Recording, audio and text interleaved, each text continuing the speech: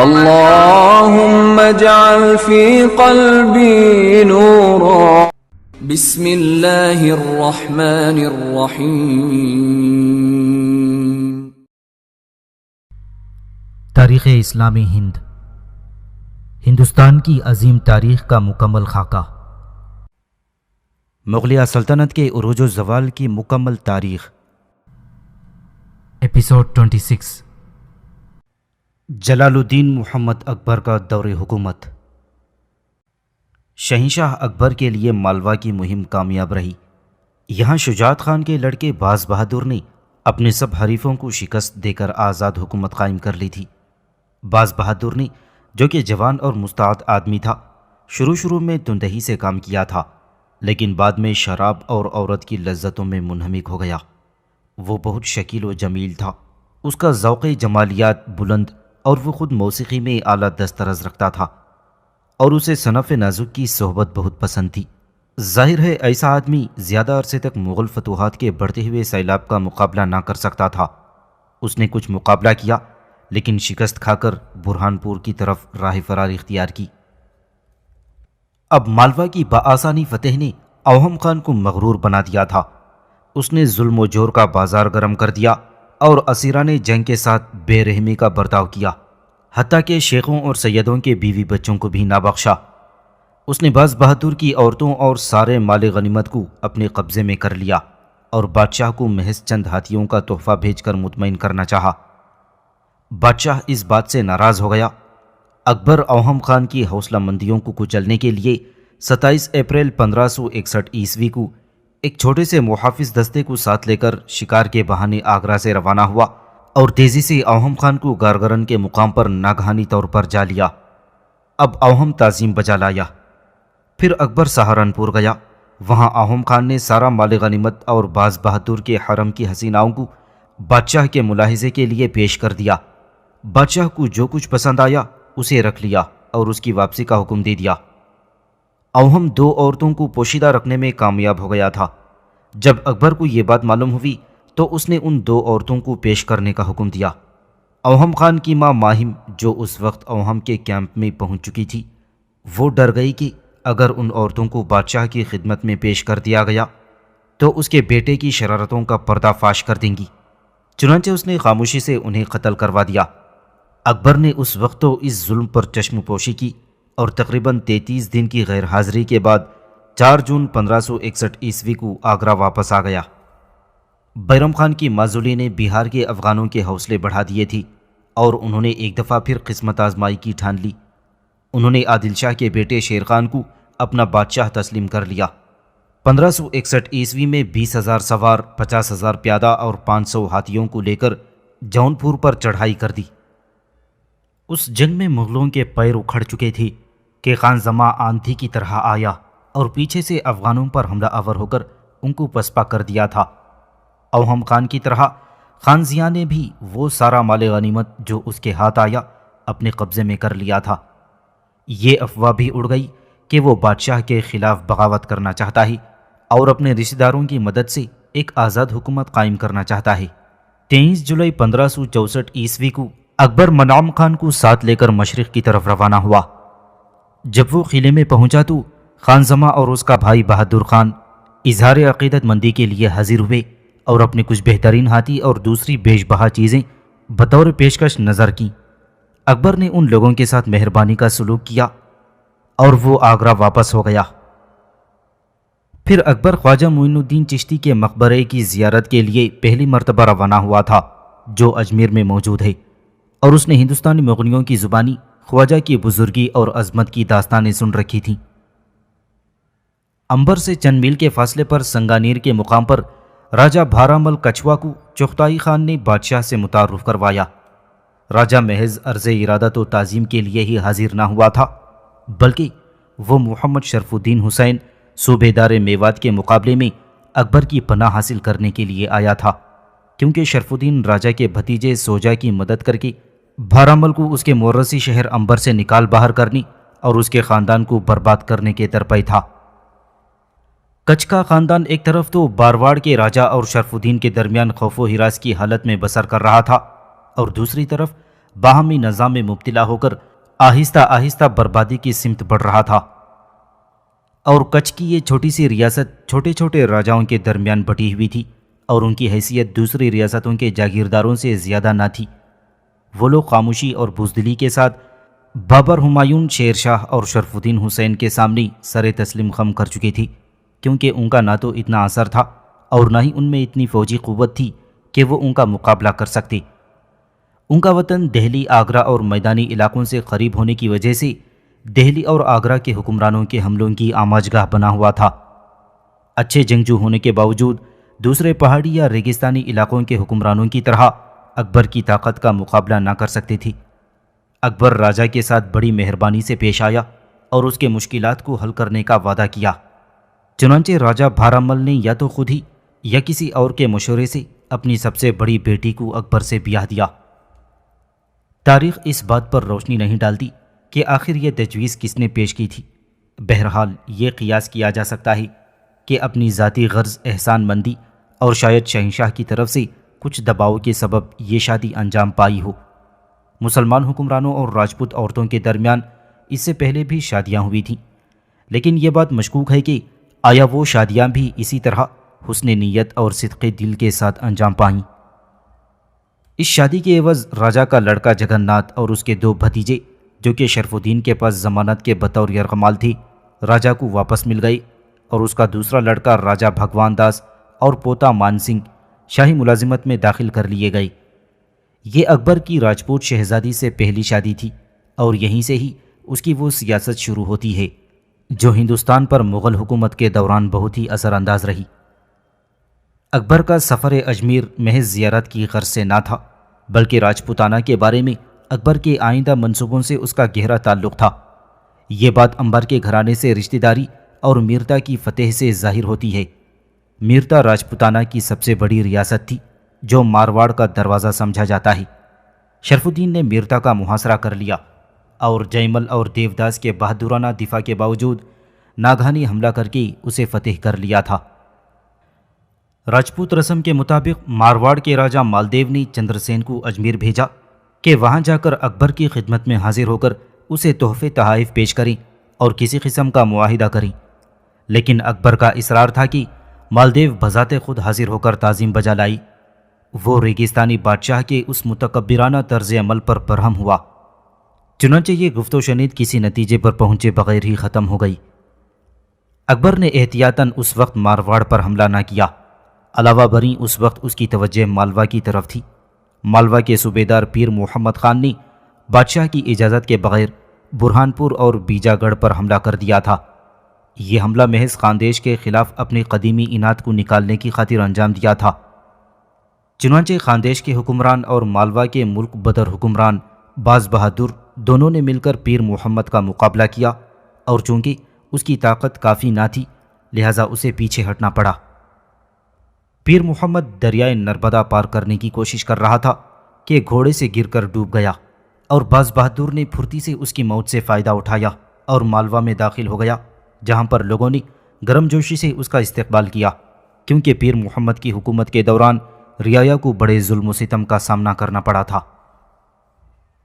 قبل اس کے کہ باز بہادر اپنی طاقت اور حکومت کو مضبوط کر سکے، اسے عبداللہ خان سے 1562 عیسوی میں مقابلہ کرنا پڑا، جسے اکبر نے مالوا کا صوبیدار بنا کر روانہ کیا تھا۔ باز بہادر ایک بار پھر مالوا سے بے دخل کر دیا گیا۔ اب اسے ہمیشہ کے لیے اپنی سلطنت کو چھوڑ کر میواڑ کی پہاڑیوں میں پناہ لینی پڑی، اور عبداللہ خان نے مانڈو پر قبضہ کر لیا۔ اوہم خان مالوا سے واپس بلائے جانے کے بعد سے شمس الدین محمد سے دشمنی رکھنے لگا تھا، کیونکہ یہ خیال کیا جاتا تھا کہ قانوناً شمس الدین ہی وکیل ہے۔ منام خان نے اوہم خان کے مفسدانہ منصوبے میں اس کی مدد کی تاکہ شہاب الدین کے لیے راستہ ہموار ہو جائے، اور شہاب الدین احمد نے بھی، جو کہ ماہم انگا کا رشتہ دار اور کسی زمانے میں اکبر کا وکیل رہا تھا، اوہم کی نفرت کو ہوا دی۔ اب اوہم خان نے ایسے حمایتیوں اور اپنی ماں کے اثر و رسوخ کے بلبوتے پر شمس الدین پر حملہ کر کے اسے زخمی کر دیا اور اپنی موجودگی میں قتل کرا دیا۔ اوہم خان خون میں رنگی تلوار لیے اکبر کی اقامت گاہ کی طرف چل پڑا، لیکن ایک خواجہ سرا نے اسے روک لیا اور شور و غل برپا ہوا۔ اکبر نے جب وزیر اعظم کے قتل کی خبر سنی تو وہ اپنی خوابگاہ سے ہاتھ میں تلوار لے کر باہر نکلا۔ اوہم خان اسے راستے میں ہی مل گیا تھا۔ بادشاہ کو دیکھ کر اوہم خان بہانے بازی کرنے لگا اور اس کی تلوار پکڑ لی۔ اوہم کے اس گستاخانہ حرکت پر برہم ہو کر اکبر نے ایک ایسا بھرپور مکہ رسید کیا کہ اوہم بے ہوش ہو کر زمین پر گر پڑا اور شہنشاہ کے حکم سے اسے فوراً چھت سے نیچے گرا دیا گیا۔ یہ واقعہ 16 مئی 1562 عیسوی کا ہے۔ اکبر خود ماہم کے پاس بیٹے کی خبر بد سنانے گیا۔ وہ صاحب فراش تھی۔ ماہم نے بظاہر اطمینان سے یہ خبر سنی، لیکن اسے اس قدر زبردست صدمہ پہنچا کہ وہ جان بر نہ ہو سکی اور 40 دن بعد اپنے بیٹے سے جا ملی۔ اوہم خان کو زبردست سزا مل جانے سے مزید کشت و خون ہونے سے بچ گیا۔ شمس الدین کا سب سے بڑا لڑکا مرزا یوسف خان اپنے قبیلے کے ساتھیوں کو لے کر انتقام کی آگ سے مشتعل ہو کر آ گیا۔ اس نے مطالبہ کیا کہ اوہم خان اور اس کے حامیوں کو اسے سونپ دیا جائے، لیکن جب ان کو اوہم خان کی سرگزشت کا پتہ چلا تو ان کا غصہ ٹھنڈا ہو گیا اور واپس ہو گئے۔ اوہم خان اور اس کی ماں کو شہنشاہ کے حکم سے قطب مینار دہلی کے قریب شاندار طریقے سے دفن کر دیا گیا۔ منم خان و شہاب الدین کو پنجاب میں گرفتار کر کے دہلی دربار میں لایا گیا، کیونکہ قتل میں ان کی شرکت مصدقہ نہ تھی، اس لیے ان کو بری کر دیا گیا۔ یہ واقعہ اس بات کو ظاہر کرتا ہے کہ سلطنت کے بڑے سے بڑے امراء اور افسران شہنشاہ سے کس قدر خائف رہتے تھے۔ منام خان کے کابل سے واپس آنے کے بعد سے وہاں کے حالات ابتر ہوتے جا رہے تھے۔ منام خان کے لڑکے غنی خان اور دوسرے افسروں کی نااہلی، بدعمالی اور غیر حردل عزیزی سے فائدہ اٹھا کر اکبر کے چھوٹے بھائی مرزا حکیم کی ماں ماہ چوپک بیگم نے، جو کہ ایک سازشی اور تیز عورت تھی، غنی خان کو کابل سے نکال دیا۔ چنانچہ اکبر نے منام خان کو کابل کے حالات سدھارنے کے لیے روانہ کر دیا۔ ماہ چوپک بیگم منم خان کا مقابلہ کرنے جلال آباد پہنچ گئی۔ جنگ میں منم خان کو شکست ہوئی اور وہ اپنا ساز و سامان چھوڑ کر فرار ہو گیا، اور وہ پریشان و شکست خوردہ اکبر کے دربار میں واپس ہوا۔ باوجود یہ کہ منم خان شکست کھا کر آ گیا تھا، مگر شہنشاہ نے اس سے مہربانی کا سلوک کیا۔ اس وقت سے کابل عملاً دہلی سے بالکل آزاد ہو گیا اور مرزا محمد حکیم کی حکومت قائم ہو گئی۔ یہ بات ایک لحاظ سے اچھی ہی ہوئی تھی، کیونکہ اب شاہی حکومت، جو کابل، وسط ایشیا اور مغربی سرحدوں کی پیچیدہ سیاست کے باعث ہمیشہ پریشان رہتی تھی، اس سے بری ذمہ ہو گئی۔ اب اکبر اپنی پوری توجہ ہندوستان کے معاملات کی طرف مبذول کر سکتا تھا۔ سلطان سارنگ کھکر کے بیٹے کمال خان نے مغلوں کی ملازمت اختیار کر لی اور افغانوں کے خلاف لڑائیوں میں بہادری کے جوہر دکھائی۔ اس نے بادشاہ کے حضور میں یہ درخواست پیش کی کہ اس کا چچا سلطان آدم اور اس کے لڑکے لشکری نے کھکر علاقے پر قبضہ کر لیا ہے اور اس کے حق کو بالکل ہی فراموش کر دیا گیا ہے۔ وہ یہ چاہتا تھا کہ اس کے آبائی علاقے میں سے اسے کچھ نہ کچھ حصہ ضرور ملنا چاہیے۔ اکبر نے پنجاب کے صوبیدار خان کلام کو حکم دیا کہ وہ سلطان آدم سے کہے کہ آدھا علاقہ کمال خان کے لیے چھوڑ دے۔ سلطان آدم نے یہ حکم ماننے سے انکار کر دیا، لہٰذا مغل گورنر نے کھکر علاقے پر حملہ کر دیا اور حیتان کی جنگ میں آدم کو شکست ہوئی۔ آدم خان اور اس کا بیٹا لشکری گرفتار ہوئے اور کمال خان کو پورا علاقہ عطا کر دیا گیا۔ جب اکبر نے میرتا کے فاتح شرف الدین حسین کے باپ خواجہ معین الدین کے ساتھ، جو کہ حال ہی میں مکے سے واپس آیا تھا، مہربانی کا برتاؤ کیا تو شرف الدین کو اس بات سے بہت تشویش ہوئی، کیونکہ باپ بیٹے کے تعلقات بہت ہی کشیدہ تھی۔ شرف الدین خطرہ محسوس کر کے اکتوبر 1562 عیسوی میں دربار سے فرار ہو کر اپنی جاگیر کی طرف چلا گیا، جو اجمیر ناگور میں تھی۔ اکبر نے حسین قلی خان کو اس کے تعاقب میں بھیجا۔ شرف الدین شاہی سرحد سے باہر نکل گیا تھا اور اس کی جاگیر پر حسین قلی خان نے قبضہ کر لیا۔ اس کے فوراً بعد ہی حسین قلی خان نے جودھ پور پر حملہ کر دیا، جہاں راجہ مالدیو کا چھوٹا لڑکا چندر سین حکومت کرتا تھا۔ مالدیو کا بڑا لڑکا رام رائی مغلوں سے آن ملا تھا اور تھوڑے عرصے بعد ہی جودھ پور پر حسین قلی خان کا قبضہ ہو گیا۔ چندر سین بھاگ کر سوانا پہنچا اور اس نے مارواڑ کی آزادی کے لیے جنگ کرنے کا عہد کر لیا۔ 11 جنوری 1564 عیسوی کو اکبر نظام الدین اولیاء کے مزار سے شہر واپس جا رہا تھا کہ راستے میں مدرسہ ماہم انگا کے قریب ایک شخص خطلق فولادنی، جو کہ مرزا شرف الدین کے غلام کا ملازم تھا، شہنشاہ پر تیر چلایا اور اس کا شانہ زخمی ہو گیا۔ مجرم کو فوراً ہی ٹکڑے ٹکڑے کر دیا گیا۔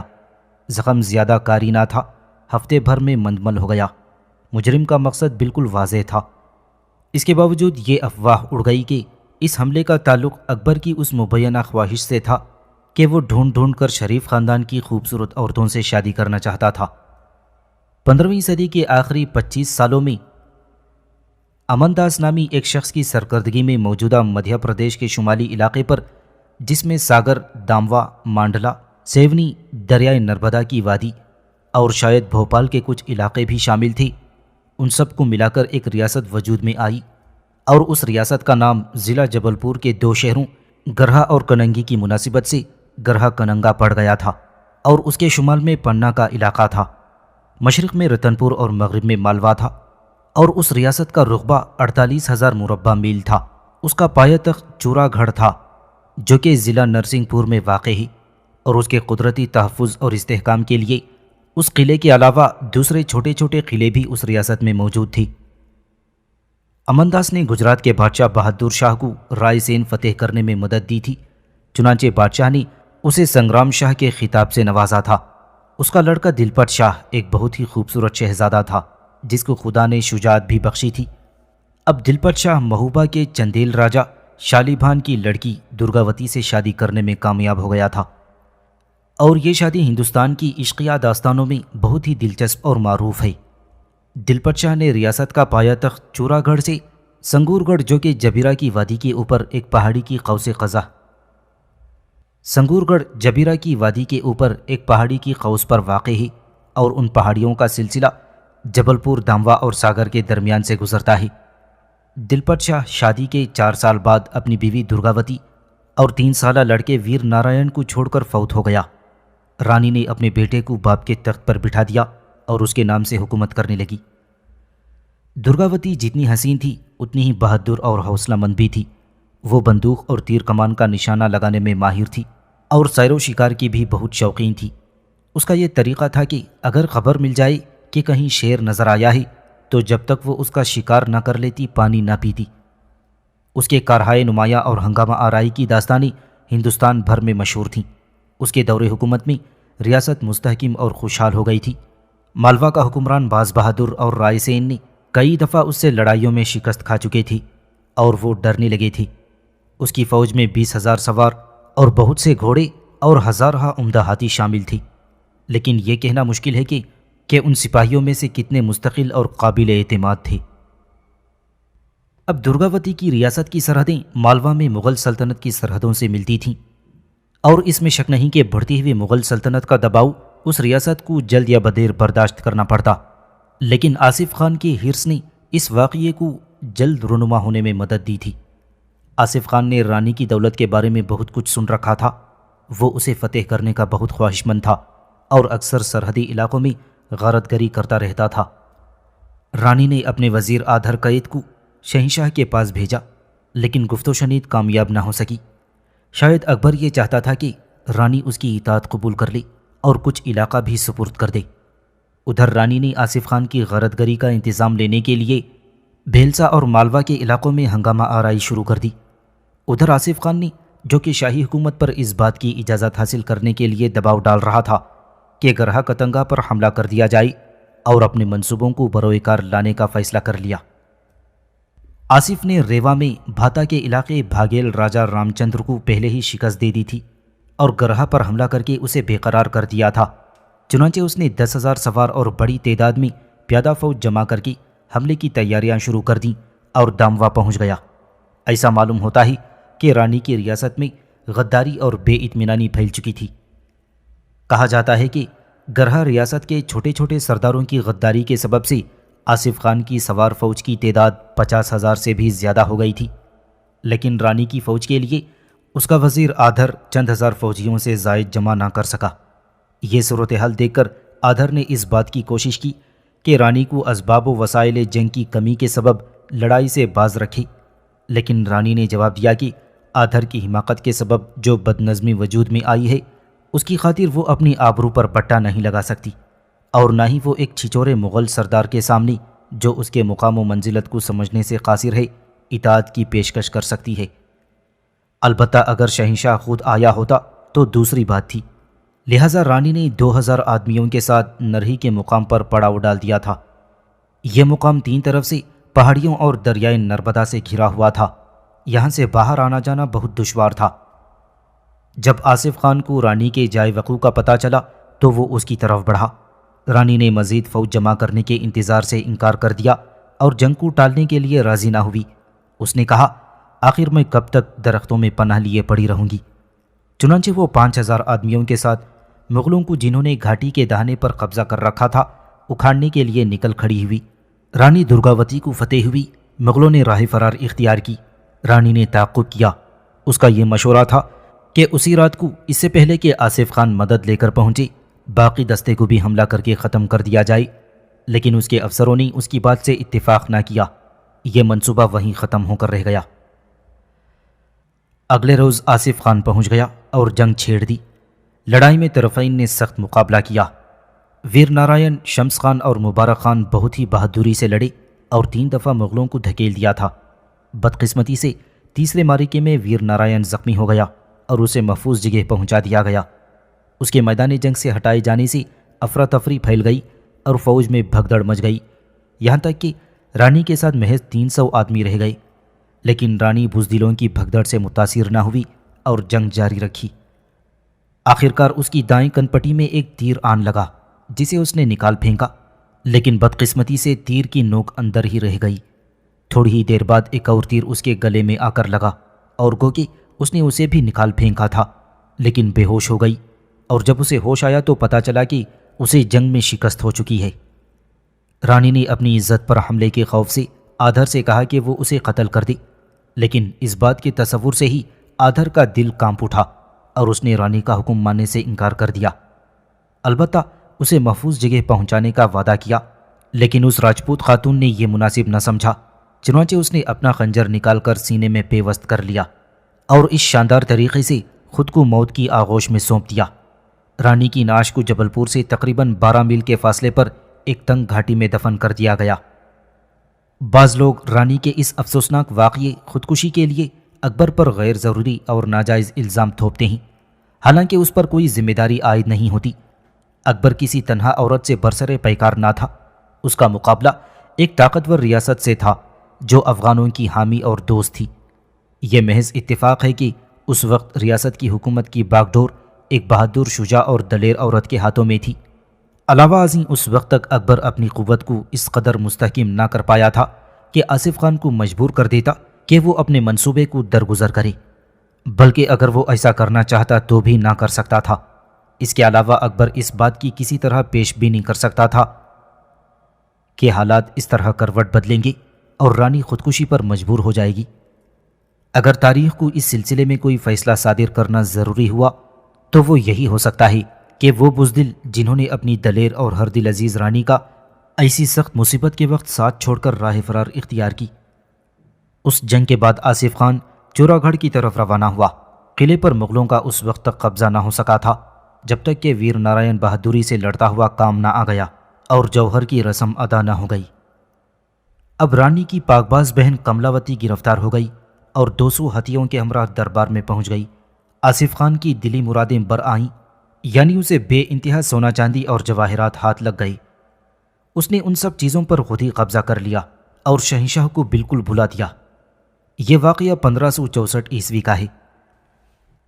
اب اکبر نے 1567 عیسوی میں ازبک بغاوت کو دبانے کے بعد یہ محسوس کیا کہ اب اس کی طاقت اس قدر مضبوط ہو چکی ہے کہ وہ آصف خان کو واپسی کا حکم صادر کر سکے۔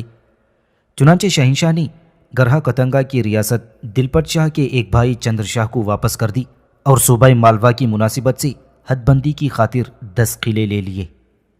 اکبر نے آصف خان کی گستاخی پر شاید اس وجہ سے چشم پوشی کی تھی کہ اس وقت مالوا اور مشرقی اضلاع میں بغاوت کے بادل منڈلا رہے تھے۔ اس میں شک نہیں کہ شہنشاہ نے طاقتور امرا کی کمر توڑ دی تھی، لیکن ابھی اسے سیستان کے ازبک قبائل سے نمٹنا تھا جو کہ سلطنت مغلیہ کے ساتھ بے وفائی سے پیش آ رہی تھی۔ اس کے باوجود ازبک سرداروں سے سلطنت مغلیہ کے لیے بیش بہا خدمات انجام دی تھیں، پھر بھی ان کا رویہ شک و شبہ سے بالاتر نہ تھا۔ خان زماں کے بھائی بہادر خان نے ایک شاہی ملازم کا سر قلم کر دیا اور یہ ملازم بیرم خان کے سالے اور باغیوں کے سرغنہ ولی بیگ کا سر لے کر بھیجا گیا تھا۔ پھر جب 1562 عیسوی میں اکبر مال غنیمت کے ناجائز تصرف سے ناراض ہو کر اسے حاصل کرنے کے لیے کڑا جانے پر مجبور ہوا تھا تو دونوں بھائی حاضر ہو کر تعظیم بجا لائی، جس سے فوری طور پر مصیبت ٹل گئی۔ بہرحال یہ افواہ گشت کر رہی تھی کہ خان زمان بنگال کے افغان حکمران سلیمان کرانی کے ساتھ دوستی کی پینگیں بڑھا رہا ہے۔ اکبر کو یہ خیال تھا کہ جلد یا بدیر اسے ان لوگوں سے مؤثر طریقے سے نمٹنا ہی پڑے گا، چونکہ ابھی اسے کئی اور ضروری باتوں کی طرف سے توجہ مبذول کرنی تھی، لہٰذا اس نے اس مسئلے کو حل کرنے میں عجلت نہ کی۔ لیکن جب عبداللہ خان ازبک صوبیدار مالوا نے آزادی اور خود مختاری کا خواب دیکھنا شروع کیا تو صورتحال اور بھی نازک ہو گئی۔ دوسرے عمرہ کی طرح اس نے بھی مال غنیمت خود ہی رکھ لیا اور اپنی مرضی کے مطابق کام کرنے لگا۔ جولائی 1564 عیسوی میں شہنشاہ اکبر شکار کے بہانے سے مالوا روانہ ہوا، لیکن وہ دراصل عبداللہ کے حواس ٹھکانے لگانا چاہتا تھا۔ جب عبداللہ نے شہنشاہ کی آمد کی خبر سنی تو وہ مالوا سے فرار ہو گیا اور معافی اور مہربانی کے وعدے کے باوجود واپس آنے سے انکار کر دیا۔ شہنشاہ نے عبداللہ خان کے فرار سے یہ صحیح اندازہ لگایا کہ ممکن ہے اس واقعے کی بنا پر مشرقی اضلاع میں جہاں پر سکندر خان، خان عالم، بہادر خان اور ابراہیم خان جیسے ازبک سردار مقرر تھے، فسادات اٹھ کھڑے ہوں گے۔ چنانچہ اکبر نے فیصلہ کیا کہ ان کو منتشر کر دیا جائے۔ شہنشاہ نے اپنے منشی خاص اشرف خان کو خان عالم سکندر خان جاگیر اودھ کے پاس روانہ کیا کہ اسے اپنے ساتھ دربار میں حاضر کرے۔ سکندر خان اشرف کے ہمراہ مشورہ کرنے ابراہیم کے پاس پہنچا اور پھر وہ سب مل کر خان زمان سے مشورہ کرنے جونپور روانہ ہوئے۔ ازبک اس کے لیے تیار نہ تھی کہ مشرق میں اپنے عہدوں سے دستبردار ہو جائیں، کیونکہ اس طرح ان کو اپنی طاقت اور اتحاد کے کمزور ہو جانے کا خطرہ لاحق تھا۔ ان لوگوں نے نہ صرف دربار میں جانے سے انکار کر دیا بلکہ اشرف خان کو بھی جیل میں ڈال دیا اور مشرقی اضلاع میں اکبر کے جو افسر موجود تھے ان سے حکومت کی باغ ڈور چھین لی۔ سکندر خان اور ابراہیم خان لکھنؤ کے راستے قنوج روانہ کر دیے گئے اور علی قلی اور بہادر نے کڑا مانک پور کا رخ کیا، جس پر اس وقت مجنو خان خشخال کا قبضہ تھا۔ ضلع سیتاپور میں نیمیکھار کے مقام پر سکندر خان اور اکبر کی وفادار فوجوں کے درمیان جنگ ہوئی۔ سکندر نے مخالفین کو پسپا کر دیا اور انہوں نے نیمیکھار کے قلعے میں پناہ لے کر شہنشاہ سے مدد کی درخواست کی۔ اسی طرح بہادر خان نے مجنو خان کو مانک پور کے قلعے میں محصور ہونے اور گرہا کتنگا کے صوبیدار آصف خان سے مدد کی درخواست کرنے پر مجبور کر دیا۔ آصف خان روپیہ اور فوج لے کر مدد کو پہنچا، لیکن اسے اس بات کا اندازہ ہو گیا کہ وہ بہادر ازبک برادران سے نمٹ نہ سکے گا، اور جب شہنشاہ کو پتہ چلا کہ ازبک قبیلہ مسلح بغاوت پر آمادہ ہو چکا ہے اور افغان سردار آؤس خان بصر اسلام شاہ ان کی حمایت پر کمر بستہ ہے، تو اس نے منم خان کو آگے روانہ کر دیا اور خود بھی جون 1565 عیسوی میں اس سے جان ملا۔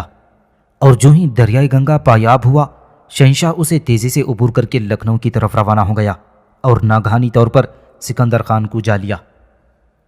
اکبر کی فوجیں ابھی تھکی ہاری پہنچی ہی تھیں کہ ابراہیم اور سکندر بھاگ کر خان زمان بہادر کے پاس پہنچ گئی۔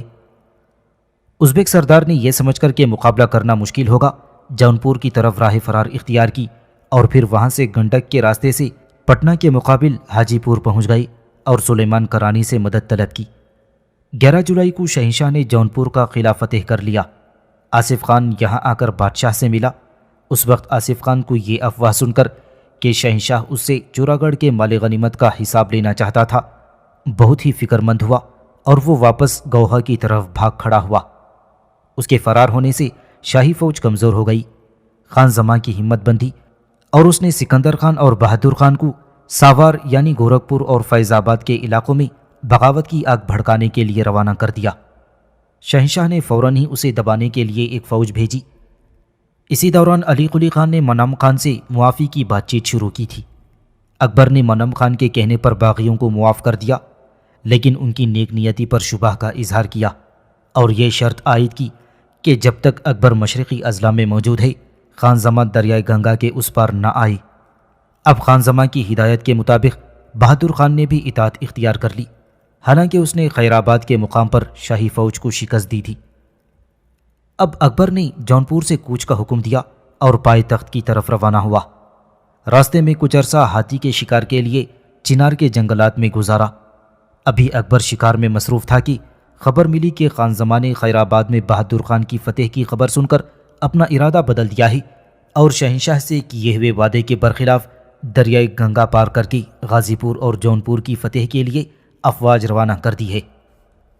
2 فروری 1566 عیسوی کو اکبر نے خاموشی سے فیصلہ کیا اور بغیر کسی اطلاع کے گھوڑے پر سوار ہو کر باغیوں کی سرکوبی کے لیے روانہ ہو گیا اور فوج کو پیچھے آنے کا حکم دیا۔ خان زمان نے گورکھپور کی طرف راہ فرار اختیار کی۔ شاہی افواج نے سختی سے اس کا تعاقب کیا لیکن وہ جنگلوں میں غائب ہو گیا۔ پھر اکبر جب ضلع اعظم گڑھ کے مقام پر پہنچا تو اسے پتہ چلا کہ جونپور پر بہادر خان کا قبضہ ہو گیا ہے اور اس نے بنارس میں غارت گری شروع کر دی ہے، لہٰذا اکبر واپس ہوا اور اس نے جونپور کو فتح کر لیا۔ زمانیہ کے مقام پر بہادر کو شہنشاہ کی واپسی کا علم ہوا اور وہ حاجی پور لوٹ آیا۔ اکبر نے اپنے اس ارادے کا اعلان کر دیا کہ جب تک وہ ازبک بغاوت کو پوری طرح کچل نہ دے وہ جونپور میں ہی رہے گا۔ اکبر کے اس ارادے سے علی قلی خان کی ہمت پست ہو گئی اور اس نے ایک بار پھر رحم کی درخواست کی۔ اس دفعہ پھر منام خان بیچ میں پڑا اور شہنشاہ کو راضی کر لیا کہ وہ ایک دفعہ پھر اسے معاف کر دے۔ شہنشاہ کو اب اس امر کا پورا احساس ہو چکا تھا کہ منام خان اور دوسرے شاہی افسر باغیوں کے لیے اپنے دل میں ہمدردی کا پوشیدہ جذبہ رکھتے ہیں اور دشمن عناصر کو کچلنے کے لیے اس کے پاس کافی طاقت نہیں ہے۔ چنانچہ شہنشاہ نے ان حالات میں ہی بہتر جانا کہ باغیوں کو معاف کر دی اور 2 مارچ کو وہ آگرہ کے قریب ککرالی کی طرف روانہ ہوا تاکہ نگر چین نامی مضافاتی محل میں جا کر، جو کہ بہت ہی سلیقے اور خوش ذوقی سے تعمیر کیا گیا تھا، وہاں قیام کر لے۔ اکبر کا بھائی مرزا حکیم، جس کو بدخشاں کے حاکم سلیمان مرزا نے حملہ کر کے کابل سے نکال دیا تھا، اکبر سے مدد حاصل کرنے ہندوستان آیا۔ اکبر نے بخوشی پنجاب کے افسروں کو حکم دیا کہ وہ اس مصیبت کے وقت حتی المقدور مرزا کی مدد کریں۔ اسی عرصے میں مرزا نے اپنا ارادہ بدل دیا اور اس نے اپنے ماموں فریدون کے بہلانے پھسلانے پر ازبک بغاوت سے فائدہ اٹھاتے ہوئے پنجاب پر حملہ کر دیا۔ چونکہ حملہ ناگہانی تھا اس لیے شدید مزاحمت نہ ہو سکی اور مرزا راستے میں بھیرا کو لوٹتا ہوا لاہور کا محاصرہ کرنے پہنچ گیا۔ یہ خبر پا کر اکبر غصے سے بے تاب ہو گیا اور اس نے 17 نومبر کو آگرہ سے اپنے بھائی کی بغاوت کو کچلنے کے لیے کوچ کر دیا۔ ابھی اکبر مشکل سے دریائے ستلج کے قریب پہنچا تھا کہ اسے خبر ملی کہ مرزا لاہور کا محاصرہ توڑ کر کابل واپس چلا گیا ہے۔ مرزا ایک ساتھ سلیمان اور اکبر دونوں سے لڑنے کے لیے تیار نہ تھا۔ اس کی ساری امیدیں اس خیال پر لگی ہوئی تھیں کہ اسے عمرہ کی حمایت حاصل ہوگی، کیونکہ یہ خیال کیا جاتا تھا کہ عمرہ غیر مطمئن ہے۔ لیکن لاہور میں جس مخالفت کا اسے سامنا کرنا پڑا تھا اور جس سرعت سے اکبر اس کے مقابلے پر روانہ ہوا تھا، اس سے مرزا حکیم گھبرا گیا اور وہ برق رفتاری سے واپس ہو گیا۔ اس کے باوجود اکبر لاہور کی طرف بڑھتا چلا گیا اور اس نے ایک فوج مرزا کو تلاش کرنے اور گرفتار کرنے کے لیے روانہ کر دی۔ مغل فوج دریائے سندھ کے کنارے پر رک گئی کیونکہ اکبر کابل کے خلاف جنگ نہ کرنا چاہتا تھا۔ مرزا حکیم کی فوری واپسی اکبر کے لیے خوش قسمتی کا باعث ثابت ہوئی۔ اگر وہ ہندوستان میں کچھ عرصے اور رہ جاتا تو حالات اس کے لیے اور بھی سازگار ہو جاتی۔ اس کی وجہ یہ تھی کہ اب جب کہ اکبر پنجاب کی طرف متوجہ ہوا تھا تو یوپی میں سنبھل سے لے کر جونپور تک بغاوتیں بھڑک اٹھی تھیں۔ ایک طرف تو سنبھل کے مرزا کھلی بغاوت پر آمادہ تھی، دوسری طرف ازبکوں نے ایک بار پھر ہتھیار اٹھا لیے اور گرہا کتنگا کا فاتح آصف خان بھی ان کے ساتھ مل گیا تھا۔ ازبک پہلے ہی مرزا حکیم کے نام کا خطبہ پڑھ چکے تھی۔ اب اکبر دونوں طرف سے سلگتی ہوئی آگ میں گھرا ہوا تھا اور حالات خطرناک ہو چکی تھی۔ سچ تو یہ ہے کہ ہیمو کے زمانے کے بعد سے اکبر نے اس قدر مشکل حالات کا کبھی سامنا نہیں کیا تھا، لیکن اکبر کی قسمت کا ستارہ بلند تھا۔ باغیوں کے پاس کوئی ٹھوس منصوبہ نہ تھا، لہٰذا وہ اپنے عمل میں متحد نہ ہو سکے۔ محمد سلطان مرزا باپ کی طرف سے براہ راست تیمور کے لڑکے عمر شیخ کی نسل سے تھا اور اس کی ماں سلطان حسین بائقرا کی لڑکی تھی۔ وہ الغ بیگ مرزا اور شاہ مرزا کے ماتحت رہ چکا تھا۔ انہوں نے اپنی باغیانہ سرگرمیوں کے سبب ہمایون کو کچھ پریشان بھی کیا تھا، لیکن ہمایون نے انہیں معاف کر دیا۔ الغ مرزا کو ہزارہ کے افغانوں نے قتل کر دیا تھا اس نے 2 لڑکے سکندر مرزا اور محمد سلطان مرزا چھوڑے تھے۔ ہمایوں نے ان دونوں لڑکوں کو الغ مرزا اور شاہ مرزا کے القاب سے نوازا۔ جب اکبر تخت نشین ہوا تو اس نے محمد سلطان مرزا کو، جو اب بوڑھا ہو چکا تھا، سنبھل میں اعظم پور کی جاگیر عنایت کی۔ اس ضعیف العمر سردار نے ایک اور شادی کر لی اور اس کے کئی بچے ابراہیم حسین مرزا، محمد حسین مرزا، مسعود حسین اور عقیل حسین پیدا ہوئے۔ شہنشاہ نے ان میں سے ہر ایک کو جاگیریں بخشیں، لیکن شاہی خاندان کے شہزادے ہونے کے سبب ان کے اخراجات ان چھوٹی چھوٹی جاگیروں سے پورے نہ ہوتے تھے۔ چنانچہ انہوں نے یہ فیصلہ کیا کہ تلوار کی مدد سے اپنی قسمت کو بدل ڈالے۔ مرزا حکیم کے حملے، یو پی میں بدامنی اور اکبر کی پائے تخت سے غیر حاضری نے ان شہزادوں کو یہ موقع فراہم کیا کہ شہنشاہ کے خلاف ہتھیار اٹھا لیں۔ الغ مرزا، شاہ مرزا، ابراہیم حسین اور محمد حسین نے سلطنت کے بعض علاقوں پر ہاتھ ڈالا، لیکن جاگیرداروں نے انہیں فرار ہونے پر مجبور کر دیا۔ اب یہ لوگ خان زماں کے پاس گئے، لیکن اس نے ان کے ساتھ اتنی زیادہ بے توجہی برتی کہ وہ اسے خیر بات کہہ کر راستے میں لوٹ مار کرتے ہوئے آگے بڑھے اور نیم کھار کے جاگیردار کو شکست دے کر دہلی کی طرف قدم بڑھایا۔ چونکہ دہلی ایک زبردست قلعہ بند اور مستحکم شہر تھا، اس لیے انہوں نے مالوا پر چڑھائی کر دی۔ مالوا کا صوبیدار اس وقت علاقے سے غیر حاضر تھا اور شہنشاہ کے پاس پنجاب گیا ہوا تھا۔ ان باغیوں نے جنگ کرنے کے بعد مالوا پر قبضہ کر لیا۔ ادھر ازبک سردار کھلی بغاوت پر آمادہ تھی۔ انہوں نے مرزا حکیم کے نام کا خطبہ پڑھا تھا اور وسیع پیمانے پر منصوبہ بنا چکے تھی۔ انہوں نے مرزاؤں کی لامحدود طاقت اور آصف خان کی لیاقت اور وسائل سے، جسے اکبر نے گرہا کتنگا کے صوبیداری سے علیحدہ کر دیا تھا اور وہ ازبکوں کے ساتھ مل گیا تھا، اپنے حق میں فائدہ نہ اٹھا کر غلطی کی۔ اب مرزا مالوا کی طرف چلے گئے اور آصف خان بھاگ کر شہنشاہ سے آن ملا۔ شہنشاہ نے کشادہ پیشانی کے ساتھ اس کا استقبال کیا۔ باقی ازبک برادران اب اپنے ہی بل بوتے پر کھڑے تھے۔ لکھنؤ میں سب ازبک سرداروں سے مل کر ایک جلسے میں جنگ کا ٹھوس منصوبہ تیار کیا۔ ان کے اقدامات بڑی حد تک کامیاب رہے، کیونکہ جونپور سے قنوج اور اودھ سے کھڑا تک کا سارا علاقہ ان کے رحم و کرم پر تھا۔ خان زمان نے خود قنوج کے صوبیدار کا محاصرہ کر لیا تھا۔ اکبر کو اس خبر سے بہت زیادہ پریشانی نہ ہوئی۔ مرزا حکیم کے چلے جانے سے اکبر کی پریشانی کم ہو گئی تھی۔ اب وہ داخلی خطرات سے نمٹنے کے لیے اپنی پوری توجہ مبذول کر سکتا تھا۔ مارچ 1567 عیسوی میں اکبر لاہور سے چل کر آگرہ پہنچا اور یہاں اسے ازبکوں کی بغاوت کی تفصیلات کا علم ہوا۔ وہ 6 مئی کو باغیوں کے کچل دینے کا مصمم ارادہ کر کے آگرہ سے روانہ ہو گیا۔ اس مرتبہ اس نے منعم خان کو آگرہ میں ہی چھوڑ دیا تھا، کیونکہ اس کے دل میں ازبک برادران کے لیے ہمدردی کا جو جذبہ تھا، اس کی وجہ سے اکبر کے پچھلے مارکوں میں کمزوری پیدا ہو گئی تھی۔ جب خان زمان نے شہنشاہ کی آمد کی خبر سنی تو اس نے قنوج کا محاصرہ اٹھا لیا اور اپنے بھائی بہادر خان سے، جو کہ آصف خان اور مجنون خان کا مانک پور میں محاصرہ کیے ہوئے تھا، ان سے جا ملا۔ شہنشاہ 20 جون کو 6000 سواروں کا ایک دستہ محمد قلی اور راجہ ٹوڈر مل کی سرکردگی میں سکندر خان کے مقابلے میں اودھ کی طرف بھیج کر خود خان زمان کی تلاش میں روانہ ہوا۔ اسے رائے بریلی پہنچ کر آصف خان کے ایک خط سے پتہ چلا کہ ازبک برادران محاصرہ اٹھا کر چلے گئے تھے اور چاہتے تھے کہ مالوا جاتے ہوئے گوالیار پر قبضہ کر لیں۔ اب شہنشاہ نے باغیں موڑی اور ساری رات اور آدھے دن چل کر مانک پور پہنچ گیا۔ یہاں پہنچ کر اسے پتہ چلا کہ ازبک برادران گنگا پار کر چکے ہیں۔ شہنشاہ 1500 تجربے کار سواروں کو لے کر فوراً تیزی کے ساتھ دشمن کے تعاقب میں روانہ ہو گیا۔ اس وقت دریائے گنگا میں سیلاب آیا ہوا تھا، لیکن شہنشاہ نے اپنا ہاتھی دریا میں ڈال دیا اور دریا پار کر لیا۔ ازبکوں کو اس بات کی قطعاً خبر نہ تھی کہ شہنشاہ ان کے پڑاؤ کے اس قدر قریب آ چکا ہے۔ چنانچہ وہ لوگ رات بھر عیاشی اور مستی میں گزارے۔ دن نکلنے سے پہلے شہنشاہ کی فوجیں پوری طرح لڑائی کے لیے صف آرا ہو چکی تھیں اور طبلِ جنگ بجا دیا گیا تھا۔